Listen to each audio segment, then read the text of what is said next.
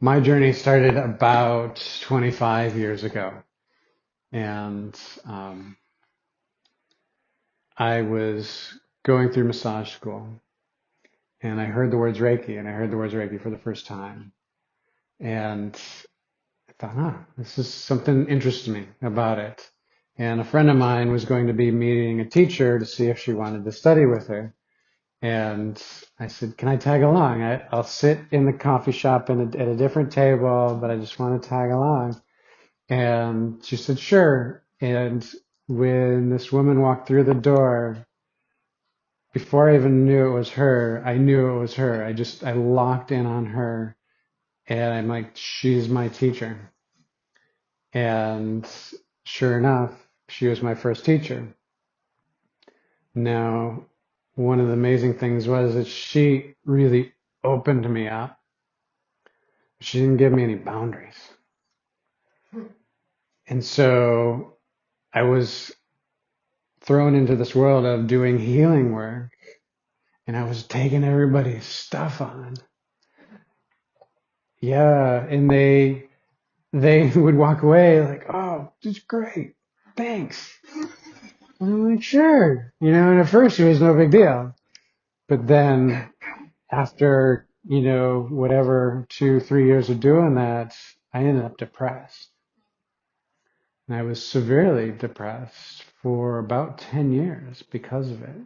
Still trying to do my work and whatnot in it, but was quite depressed and had struggled. I basically sat in coffee shops and smoked cigarettes and wrote really bad poetry for years.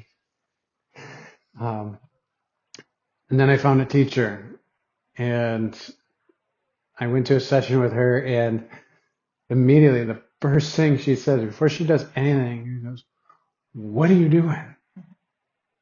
I'm like, "What do you mean?" She's like, "All this is not yours. Why are you holding on to all this? You've been collecting this from clients for how long?" She's like, "We need to just get a garbage can in here and start dumping your shit." And she cleared me out, and I walked out of there, and I felt like I was walking on air. It was like, oh my God, none of that was mine. I've been taking it on for years, which started me going deeper into, well, what else have I been taking on? What else was I unaware of? And what in my belief systems was, directing me to do that. So was kind of the beginning of my story and my evolution of how I got into this. And it is also another reason why I wanted to teach is there's a lot of well-meaning healers out there that don't have those boundaries and they weren't taught some of the ethicalities of it. The beautiful thing about what Reiki becoming so popular is it's become so popular.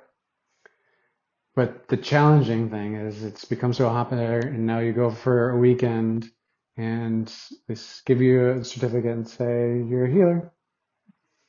And so I get clients coming to me that people well-intentioned, good-hearted people. I don't ever mean to talk bad about them in the regards of their person, but they, again, did what my teacher did. They just open them up, and then they walk out the door, and things just start attacking them. So that was one of the other things that was really, really important. How do I really go back to our foundations? Really go back under the floorboards. Is this brick important to me? Why? Do I want this here? Who did I get this one from? So we start looking at our belief systems.